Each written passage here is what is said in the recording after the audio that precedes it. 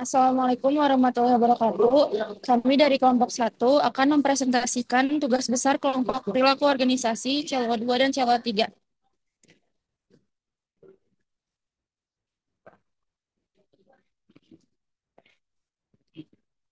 yang terdiri dari saya, Rifa Aisyah Sujana, kemudian ada Luhda Hayugi Bintang Putri, ada Zihni Salma Nur Maharani, Muhammad Ersyal, dan Taraka Suta Kevin.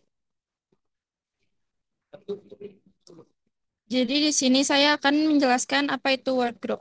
Work group adalah sekelompok individu dalam satu organisasi yang bekerja secara independen. Tujuan utamanya adalah untuk bertukar informasi dan melakukan koordinasi, bukan menghasilkan kinerja yang kolektif.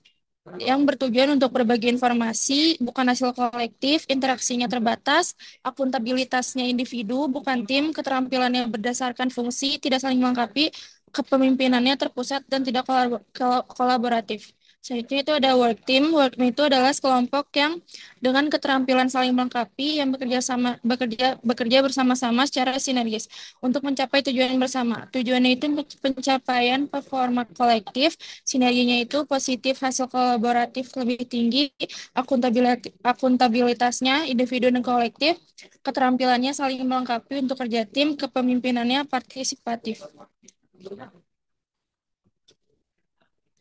Selanjutnya ada penjelasan mengenai ciri-ciri dalam kasus PT TKK. Ciri-ciri struktur kerja PT TKK sebelum transformasi terkategori sebagai work group atau kelompok kerja. Yang pertama itu ada produksi, made to order. Mesin kopi hanya diproduksi jika ada pesanan. Jumlah produksi kecil, 2 sampai 3 unit per minggu tanpa perlu kerja sama antar departemen. Yang kedua itu ada pengembalian keputusan tersentralisasi. Seluruh keputusan strategis dan operasional dipegang langsung oleh direktur tanpa pelimpahan wewenang atau pembagian peran yang jelas. Yang ketiga adalah minim keterkaitan antar unit. Unit-unit seperti produksi, administrasi, dan tenaga kerja bekerja secara terpisah tanpa keterkaitan dan koordinasi antara bagian. Output berdasarkan agregasi individu. Hasil organisasi berasal dari kontribusi masing-masing unit, bukan dari sistem produksi yang terkoordinasi. Jadi kesimpulannya itu tidak terdapat sinergi atau kolaborasi terbatas antar unit. Kinerja diukur dari hasil per individu, bukan hasil kolektif. Proses kerja didominasi pertukaran informasi, bukan joint effort. Selanjutnya akan dijelaskan oleh Zihni Salma.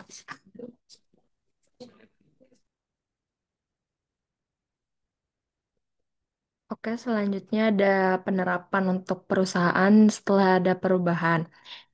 Beberapa bukti dalam kasus PTTKK yang mempunyai pilihan work team setelah adanya perubahan yang sebelumnya itu pilihannya itu adalah work group. Yang pertama itu buktinya itu perubahan strategi produk yang dimana PTTKK akan beralih dari make to order menjadi make to stock. Yang kedua itu ada peningkatan jumlah produksi, yang dimana diprediksikan akan menjadi peningkatan jumlah produksi, bahkan PT TKK berencana meningkatkan kapasitas produksi 2 kali lipat dari kapasitas existing untuk mencapai rata-rata 150 unit per bulan. Yang ketiga itu ada perubahan gaya kerja dari unit base menjadi proses base. Kasus ini menyatakan bahwa cara kerja akan berubah dari semula unit base menjadi proses base, di mana staf akan supervisor yang semula fokus di masing-masing unit, jadi harus terkait satu sama lain. Eh, yang keempat ada pembentukan tim.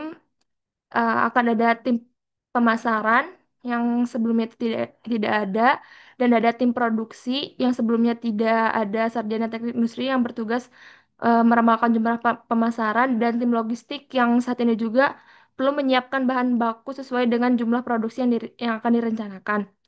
Terus selanjutnya ada tantangan inefisiensi proses existing, di mana kondisi existing masih ditemukan efisiensi seperti rework untuk komponen yang cacat, jumlah scrap yang tinggi, dan bottleneck dalam proses perakitan. Yang terakhir ada pengelolaan persediaan bahan baku. Permasalahan pengelolaan persediaan baku yang menghambat produksi karena keterlambatan pemesanan dan ketidakadaan stok yang cukup saat orderan melonjak tinggi. Selanjutnya akan dijelaskan oleh Bintang. Baik, selanjutnya adalah tentang leadership style. Menurut tim, tipe leadership apakah yang sebaiknya digunakan oleh supervisor dan manajer dalam menghadapi perubahan dalam organisasi? Nah, yang pertama itu adalah teori kepemimpinan yang kami pilih cocok untuk study case yang sudah diberikan itu adalah situational leadership style dan juga transformational leadership. Nah, penjelasan mengenai teorinya, yang pertama, situational leadership ini adalah sebuah teori yang yang diciptakan oleh Hershey dan juga Blanchard, yang berfokus pada adaptasi gaya kepemimpinan terhadap kematangan ataupun kesiapan dari karyawannya.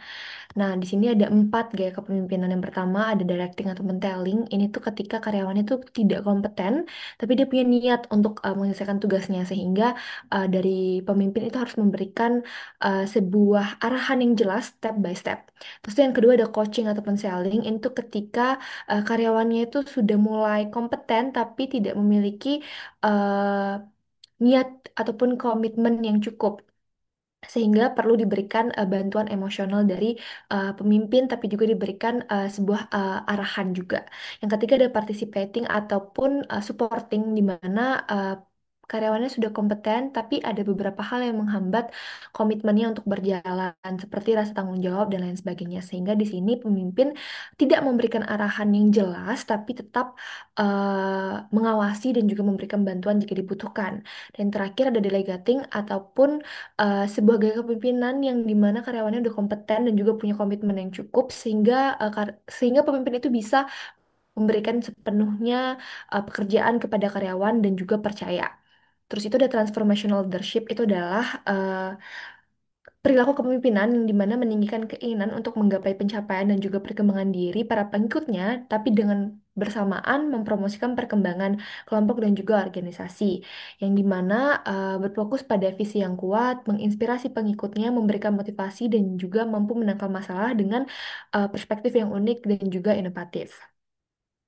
Nah, tujuannya itu adalah untuk mengubah atau mentransformasikan individu dan organisasi secara harafiah dengan mendalam, secara cara berpikir ataupun emosional.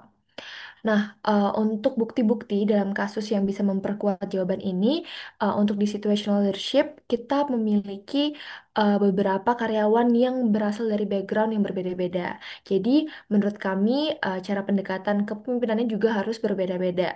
Yang pertama, itu adalah pada pekerja tetap yang dimana staf umumnya berpendidikan SMK. Nah, di sini tuh, walaupun stafnya itu sudah memahami tugas, tapi masih ada beberapa yang perlu diawasi, harus diberikan arahan yang jelas dan juga emotional support, sehingga di sini tuh kalau nggak directing bisa menerapkan coaching ataupun selling. Yang kedua adalah ada divisi baru yang dimana isinya itu adalah rekrutan ahli kayak sarjana teknik industri, ada tim pemasaran juga tim logistik yang udah tahu banget apa yang harus mereka lakukan, sehingga pemimpin, supervisor ataupun manajer itu bisa memberikan kepercayaan penuh terhadap mereka. Maka dari itu tipe kepemimpinan yang cocok untuk divisi baru ini itu adalah delegating. Terus tuh yang terakhir, itu tuh dengan memperhatikan perubahan strategi perusahaan dari made by order to made to stock, itu tuh itu bisa membuat em, membangun sebuah tantangan baru terhadap pemimpin dan juga staff, sehingga mereka tuh harus sama-sama meningkatkan produktivitas, sehingga yang cocok untuk kepemimpinan untuk ini tuh adalah participating. Jadi mereka saling membantu untuk tanggung jawab tersebut. Terus itu yang terakhir adalah transformation leadership. Nah, kenapa eh, teori ini bisa masuk juga? Karena dengan perubahan strategi dan sistemnya itu tuh akan mengubah cara berpikir ataupun cara menjalankan tugasnya, sehingga sesuai dengan definisi transformational dan juga tujuannya, yaitu mengubah em, organisasi ataupun individu secara harafiah dengan mendalam, yaitu dengan cara berubah berpikir dan juga emosional mereka, di mana kita bisa memperluas visi misi, menyatukan pikiran dan juga memberikan motivasi dalam perubahan, eh, baik itu dari pemimpin maupun dari stafnya. Selanjutnya akan dijelaskan oleh Ershel dan juga Kevin. Oke, jadi baik, pertanyaan selanjutnya itu apakah tantangan perusahaan untuk berubah? Gunakan teori perubahan dari Kurt Lewin untuk menjelaskan tantangan perusahaan. Silakan berikan jawaban Anda dengan mempertimbangkan kondisi berikut, yaitu eh, A. Yang terdapat penjelasan teori perubahan yang lengkap dan terperinci. Menurut menurut Nur Hasana et al. 2024, model perubahan organisasi Lewin dikenal sebagai teori klasik yang digunakan sebagai pedoman bagi organisasi dalam mengimplementasikan, mengelola, dan mengevaluasi perubahan. Teori ini terdiri dari tiga tahapan, yaitu unfreeze, mencairkan, terus change atau movement perubahan, dan refreeze, membekukan kembali. Yang dimana unfreezing itu mencairkan sistem lama. Pada tahap ini, perusahaan menyadari bahwa sistem yang lama merupakan sistem yang kurang efisien. Changing adalah proses perubahan. Pada tahap ini, perusahaan mulai merancang sistem baru dan menggunakan hasil rancangan tersebut ke dalam perusahaan. Yang terakhir yaitu ada refreezing yang dimana menggunakan sistem baru. Tujuan pada tahap ini adalah untuk menjadikan sistem yang baru menjadi standar operasional perusahaan. Baik, selanjutnya akan dilanjutkan oleh Tara Kasita Kevin. Untuk yang B, terdapat bukti-bukti yang ditunjukkan dalam kasus untuk memperkuat jawaban tim. Ada tahap unfreezing. Di tahap unfreezing ini ada pola kerja masih manual dan belum didukung oleh mesin. Ini menyebabkan tingkat scrap dan rework yang tinggi. Keputusan produksi masih sangat terpusat pada direktur. Nah, kutipan di atas menunjukkan bahwa sistem produksi manual dan struktur perusahaan yang tersentral menjadi hambatan utama. Dengan kata lain, perusahaan menyadari bahwa sistem lama harus dilepaskan.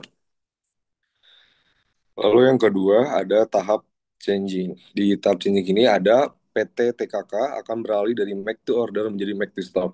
Lalu akan dilakukan penambahan SDM dengan kualifikasi S1. Dan yang terakhir itu dibentuk Departemen Logistik. Kutipan di atas juga merupakan sebuah kalimat untuk melakukan perubahan model bisnis dan merestrukturasi perusahaan.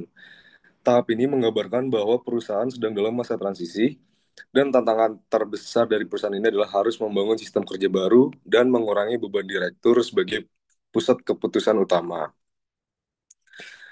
Lalu untuk yang terakhir itu ada tahap refreshing. Di tahap refreshing ini ada dibentuk layanan after sales dan suku cadang. Langkah tersebut menunjukkan bahwa PT TKK mulai melakukan perubahan seperti menambah layanan after sales yang merupakan layanan servis kerusakan dan suku cadang. Demikian presentasi dari kelompok 1. Terima kasih. Wassalamualaikum warahmatullahi wabarakatuh.